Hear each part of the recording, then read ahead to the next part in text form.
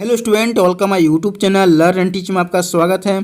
आज हम इस वीडियो में डिस्कस करेंगे working of horizontal axis wind turbine के बारे में कि आखिर में हॉरिजॉन्टल एक्सिस विंड टरबाइन कैसे काम करता है। ठीक है, लेकिन इससे पहले आपको जानना होगा कि आखिर में हॉरिजॉन्टल एक्सिस विंड टरबाइन होता क्या है। ठीक है, देख सकते हैं मैंने यहाँ पे नीचे में एक्सप्लेन करके बताइए लिखी हुई क्या है कि हॉरिजॉन्टल एक्सिस विंड टरबाइन एक तरह का डिवाइस होता है, एक तरह का आप इसे उपकरण बोल सकते हैं, जो यहाँ पे विंड टरबाइन का टाइप होता है। ठीक है, ये क्या काम करता है, ये विंड की काइनेटिक एनर्जी को इलेक्ट्रिकल एनर्जी में कन्वर्ट करने का काम करता है। ठीक है, विंड की काइनेटिक एनर्जी में कहने का मतलब है हवा की गति ऊर्जा को एक तरह का इलेक्ट्रिकल एनर्जी में कन्वर्ट करने का काम करता है। ठीक है, आखिर में इसे हॉरिजॉन्टल एक्सिस विंड टरबाइन क्यों कहते हैं, देख सकते हैं मैंने नीचे में लिख के बताइए लिखी हुई क्या है कि इसका रोटेटिंग जितने भी एक्सिस होते हैं, चाहे ब्लेड हो, गियर बॉक्स हो, जनरेटर हो या शाफ्ट हो, एक तरह का पैरेलल लगी होती है जो हवा के फ्लो के अपेक्षा। ठीक है, इसी कारण एक तरह का इसे हॉरिजॉन्टल एक्सिस विंड टरबाइन कहते हैं, एक तरह का हॉरिजॉन्टली लगी होती है। ठीक है, अगर इसके यूजेस की अगर बात करते हैं तो इसका यूज यहाँ पे इलेक्ट्रिसिटी को प्रोड्यूस करने के लिए इसका उपयोग किया जाता है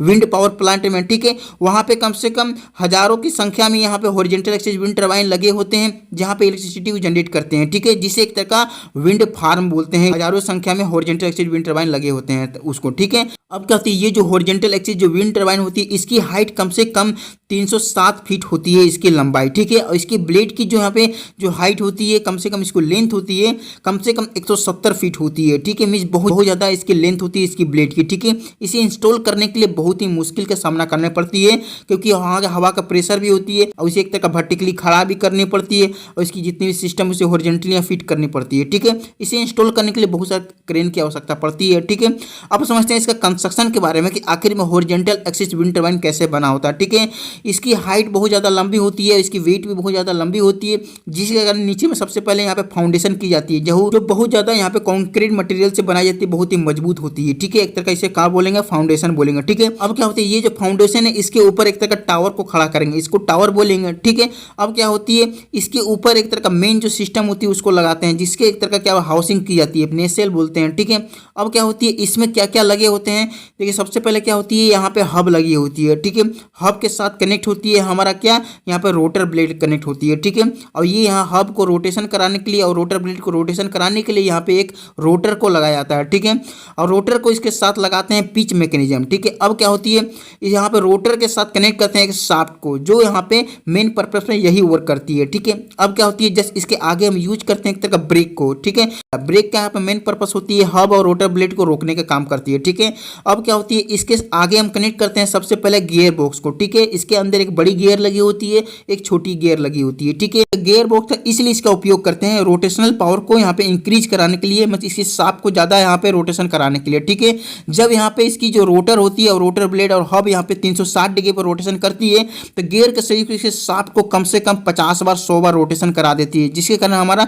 रोटेशनल पावर बढ़ जाता है। ठीक है, और इसके शाफ्ट के साथ कनेक्ट कर देते हैं जनरेटर को शाफ्ट के साथ, इसको एक तरह का जनरेटर बोलेंगे। ठीक है, जो यहाँ पे इलेक्ट्रिसिटी को जनरेट करने का मेन पर्पस पे काम करती है। ठीक है, अब क्या होती है, अब इसके आगे हम यूज करते हैं इलेक्ट्रिक कंट्रोल का, जो हमारे जनरेटर के साथ कनेक्ट होती है, जो इलेक्ट्रिसिटी को जनरेट करती है उसे कंट्रोल करके नीचे की ओर ट्रांसफर करने का काम करती है। ठीक है, अब जितनी भी यहाँ पर सिस्टम जो लगी होती है, हमारा हब है, ब्रेक है, हमारा गियर बॉक्स है, जनरेटर है या इलेक्ट्रिकल कंट्रोल है, यहाँ पे जो हॉरिजॉन्टली लगी होती है, इसी कारण इसे एक तरह का हॉरिजॉन्टल एक्सिस विंड टरबाइन कहते हैं। ठीक है, क्या होती है, ये जो नेसल है इसके ऊपर यूज करते हैं एक तरह का एनेमोमीटर का। एनेमोमीटर हमारा विंड की स्पीड को बताने का काम करता है। ठीक है, अब क्या होती है, ये जो नजर आ रही है टावर, टावर के जस्ट ऊपर में एक तरह का ड्राइव मैकेनिज्म का यूज करते हैं, जिससे एक तरह का याव कंट्रोल बोलते हैं। ठीक है, इसका क्या काम होती है, वाली जितनी भी हमारे जो गियर बॉक्स है, जनरेटर में से एक तरह का पूरी जो हाउसिंग कीजिए नेसल को, उसको यहाँ पे 360 डिग्री पर रोटेशन करने का काम करता है। ठीक है, जिस साइड में हवा बहती है उसको उस साइड में आप इसे डायरेक्शन को चेंज कर सकते हैं याव कंट्रोल के सहयोग से। ठीक है, क्या होती है, ये जो जनरेटर और इलेक्ट्रिक कंट्रोल है इसके सहयोग से एक केबल निकलती है जो नीचे की ओर आ जाती है। ठीक है, इसको केबल बोलेंगे, जो यहाँ पे